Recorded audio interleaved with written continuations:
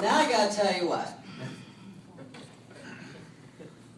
This guy's a dynamo. And I just feel really old when I try to work with Jim. Because he's just like, go, go, go, go, go, go.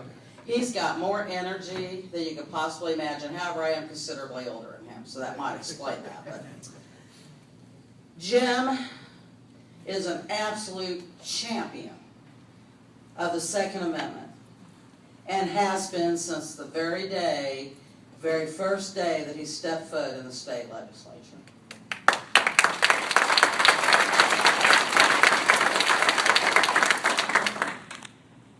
And I'm sad to say, you people got to really quit making me sad today.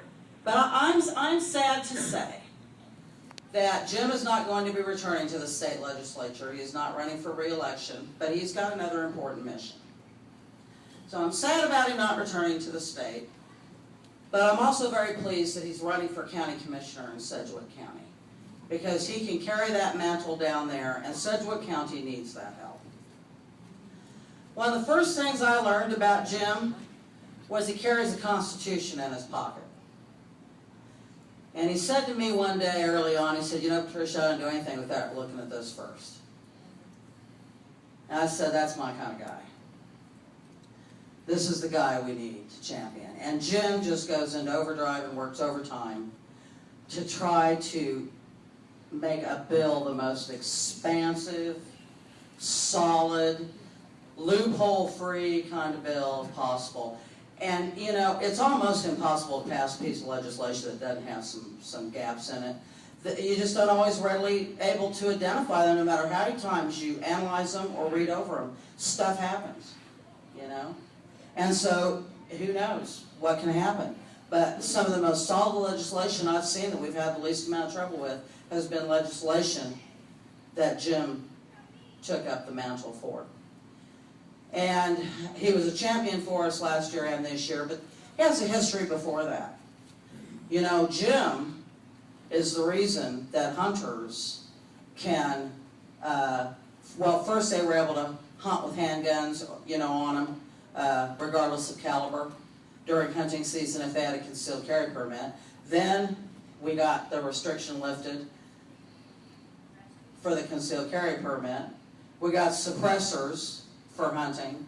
I mean, there's been a lot of things that maybe a lot of people don't even are aware of that Jim has done for this state to better rights for everybody, the sportsman, the hunter, the Second Amendment advocate, whether you're open carry or concealed carry, okay?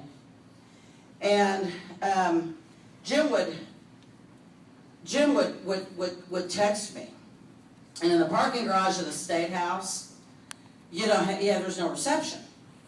And so I'd park and I'd get out and be going in, and unfortunately going through security now, and they'd say, oh, your boots are setting off the metal detector, pull your pant legs up. I'm pulling pant legs up. And I thought to myself a few times, they wouldn't know if I had a gun in both boots. They're not looking in my boots, they're just making me pull my pant legs up, But anyway, I'd get a signal, and I'd see I had a text from Jim. He said, come to my office, come to my office. And so I spent a lot of mornings in Jim's office. And she has a delightful secretary, too. But, Jim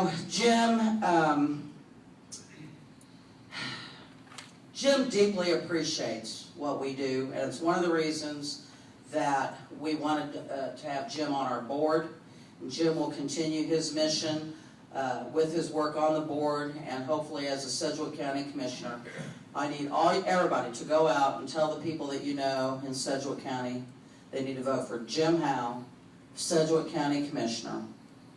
And Jim, once again, it is my great honor to present to you the Outstanding State Legislator Award.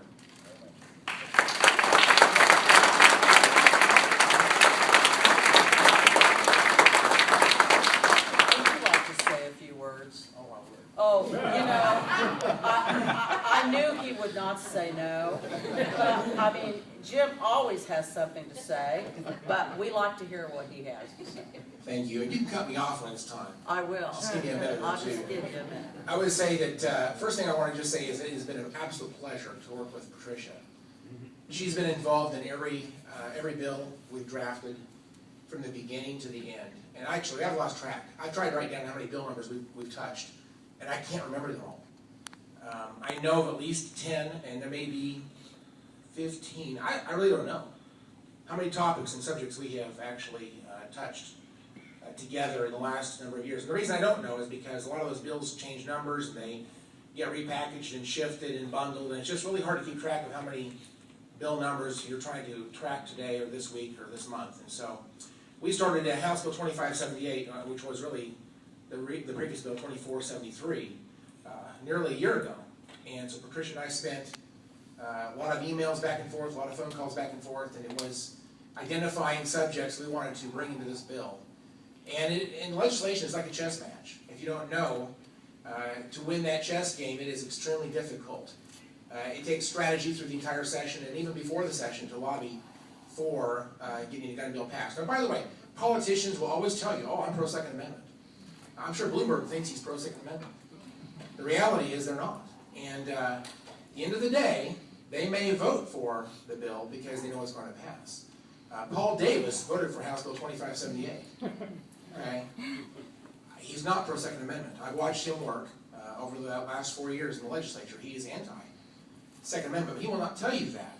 And anyway, so a number of legislators are really dragging their feet, and they will work against you behind the scenes to make sure you're not successful. But with Patricia's excellent work and a number of others that are with us on this team, we were very strategic and played that chess match very well.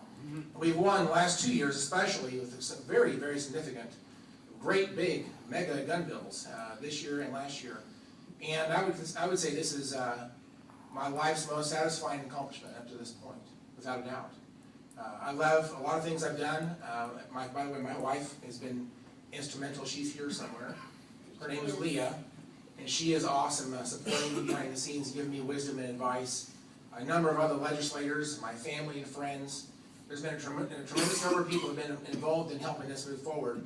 When you're constitutionally principled on the Second Amendment, these ideas will sell themselves. And so when politicians at the end of the day will vote maybe the right way when finally they realize it's going to pass, we need to make sure we elect people that are truly addicted to the Constitution.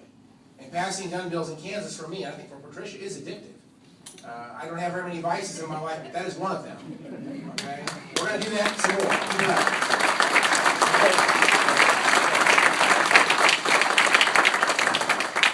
more. Jim for president.